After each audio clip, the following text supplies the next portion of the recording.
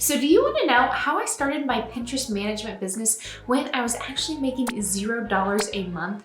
Well, it all stemmed from my ability to really be resourceful. I'm Emily Bales. I'm a Pinterest marketing and ad strategist, and for the past 4 years, I've helped my clients and my students increase their traffic and turn it into profit through the power of Pinterest marketing.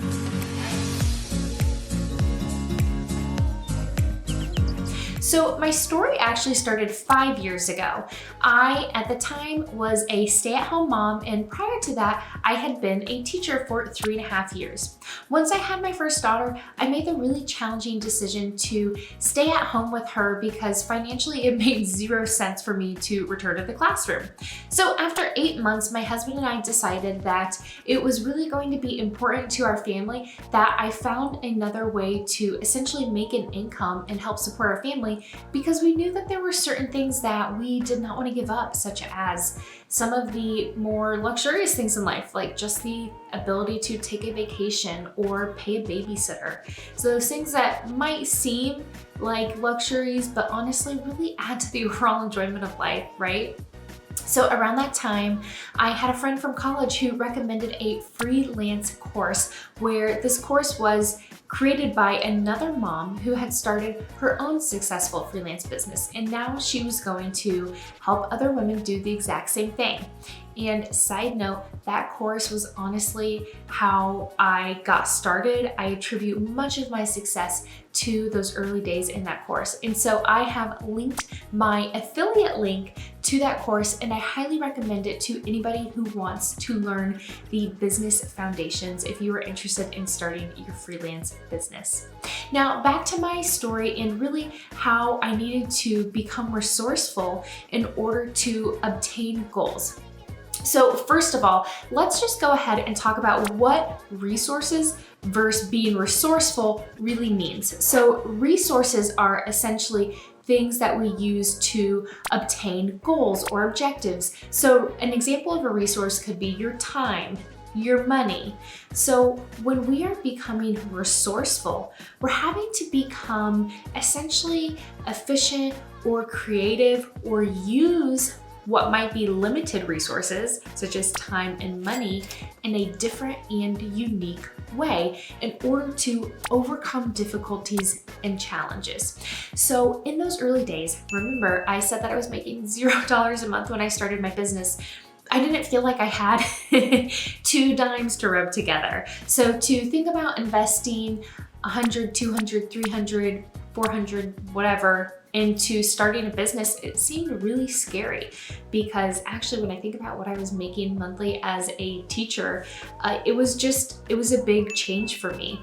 An investment into something that I had no prior knowledge or experience. I had 0 degrees in marketing. I had 0 sales experience. I hadn't started any other businesses in the past where I would have had any prior knowledge. And so I was really starting from scratch. And so to invest in myself was honestly really scary.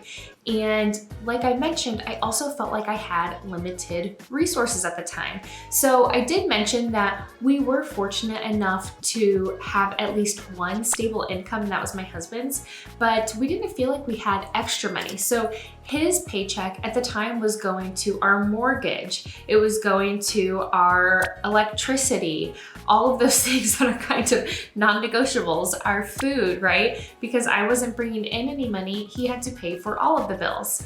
And side note, that's also why I wanted to use my skills and my knowledge in a different way and really help bring in income for our family, was because I also wanted to relieve some of that pressure off my husband as well. And so he's always been wonderful and super supportive, but I also knew that I had this desire to use my brain and myself in a different way. So when I first started my business, I had to think about, okay, how am I going to come up with this $600? Because like I said, at the time, we didn't feel like we had any extra money. So here was my first challenge, and really how I had to think about how I could become more resourceful. So some of the different things that I started to look at were essentially ways that we could cut costs. That seemed like a really easy way to create more money, was just by cutting out some of the unnecessary things. So one way that I became resourceful was I looked for ways that we could cut subscriptions or things that we weren't using regularly. I think at the time we had Direct TV or one of those things that you pay for where you get the DVR and all of that stuff. And it honestly was very expensive. It was, I want to say, over $150 a month. And we actually got rid of that and we got YouTube TV, and we essentially went from spending close to $200 a month to, I think, closer to around like 50 to 70. So that was $100 right there. And then we started looking at other subscriptions or other things that we had been paying for that we didn't need to pay for anymore. And honestly, another expense that I had on a monthly basis was my LA Fitness. And even though I'm not saying to put your health aside, but I wasn't using it very much. And so what I did instead was I decided that for working out, I was gonna go for walks or go running outside. And then I started paying for an app that I really love that's $20 a month instead of the 50 or 60 we were paying for LA Fitness when I wasn't really using it that much anyways. So you get the idea here, looking through your finances and seeing where you can kind of tighten things up, because when I knew that if I could make that initial investment, that it would end up paying off tenfold. And the reason why I was so confident in that working for me and me having success was because I knew that I was going to be relentless in my pursuit to getting what I wanted, which was a new career and a way to support my family. And my first goal in the beginning was just to replace what I had invested. Now, another resource that a lot of people feel very limited on is time. And when I invested those first dollars in, I say dollars, it was $600 in that freelance course, I didn't feel like I had a lot of time. And yes, I was staying home, but it's a full-time job to be a mom. My daughter was only 8 months old. She wasn't a great napper. I think we had difficulty with breastfeeding and different things like that. And that first year was challenging. Whether you've had a child or not, I'm sure if you don't have a child, you can imagine that you don't feel like you have a lot of extra time. Your life has just really changed. And so I had to look at my time and find pockets. So no, I wasn't gonna be able to sit in front of a computer and watch modules and do the work for 4, 5, 6, or 8 hours at a time. I had to look at my time differently and look for pockets and work really efficiently. So one way that I became resourceful with my time, I would get up earlier in the morning and I would get at least 2 hours of work done. And then I knew that I would get at least an hour done in the afternoon, even if her naps were a little weird, and I could count on another hour. And then another thing that is, I think, really hard for people to give up are some of the comforts of your current lifestyle.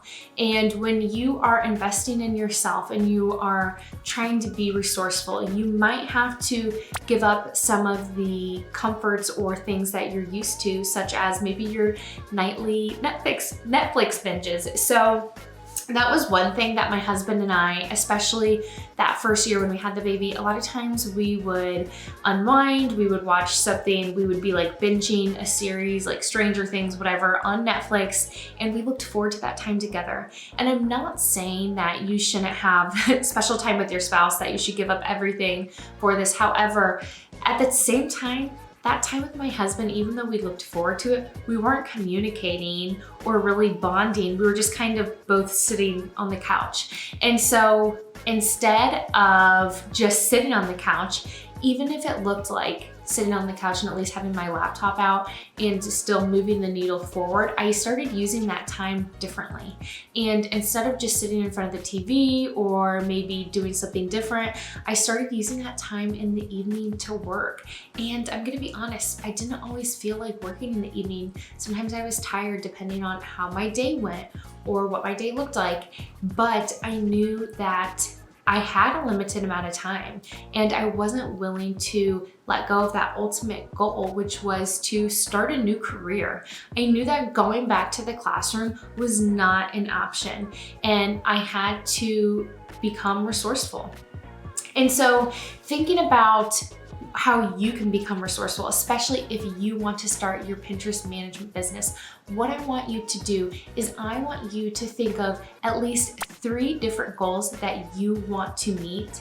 And I want you to think of different ways that you can achieve those goals, whether that be through changing what your finances look like so that you can invest in the course or the program, so that you can change what your day looks like a little bit so that you have what you feel like is enough time to go through the program and then actually implement what you are doing and what you're learning. Because when you are starting a new career, it's much more than just going through a course or listening to modules.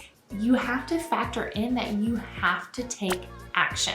And if you want to learn more about the importance of taking action, I am going to recommend watching one of my other YouTube videos where I share Pinterest tips for success, or I should say Pinterest manager tips for success. And one of the big things I'm talking about in that other YouTube video is the importance of taking action. And here we are talking about having a limited amount of resources and becoming resourceful. Part of becoming resourceful is not allowing your time limitations to hold you back or to be an excuse that you're going to continue to fall back on. I want you to think of how you can overcome those difficulties and challenges through your resourcefulness. And like I said, that could be playing around with your calendar, giving up things that you are used to or that make life enjoyable sometimes, because we do have to push ourselves outside of our comfort zone. And you have to think about, even if you are giving certain things up, that doesn't have to mean that it will be like that forever, right? In the beginning days, especially if you're still working a 9-to-5, which a lot of people are when they are starting their freelance business, you have to, like I said, you might have to give up certain things, but like I said, it doesn't have to be that way forever. So I want to encourage you to join me for my upcoming free live Pinterest manager training, where I'm going to be sharing how to make 5K monthly as a Pinterest manager. And through this training, I am going to give you very clear and tangible steps that you can be taking to pursue your dreams and finally start the business. What I am having people telling me is that they don't want to be chained to a desk. They don't want to have a boss telling them how many PTO days they could take. They don't want to have a ceiling or a cap on their income. And those are all things that you can say goodbye to when you start your business. But I'm not going to sugarcoat it. You have to be resourceful. You have to be an action taker, or it's not going to happen. You're just not going to start making 5K monthly from your business overnight. You have to put in the work. And that's something that I want to be transparent about, because the people that are signing up for my training, the people who are applying for my Pinterest manager program, they are people who are serious and ready for that next step. So I mean that with all the love, but if you are serious, I would love for you to join me for that upcoming free training. And I am linking that to this YouTube video. And if you want to learn more about just how to market on Pinterest, or learn more about becoming a Pinterest manager, I want to ask you to subscribe to my channel, because that helps me grow as a creator and serve my audience and serve more people. And I also want to encourage you to like this video and let me know in the comments what you want to know or what questions you have about becoming a Pinterest manager. So I hope you found this helpful, and don't forget to write down 2 to 3 different goals that you have and how you can become resourceful and what you can do in order to achieve those goals. I can't wait to see you in next week's episode. Bye for now.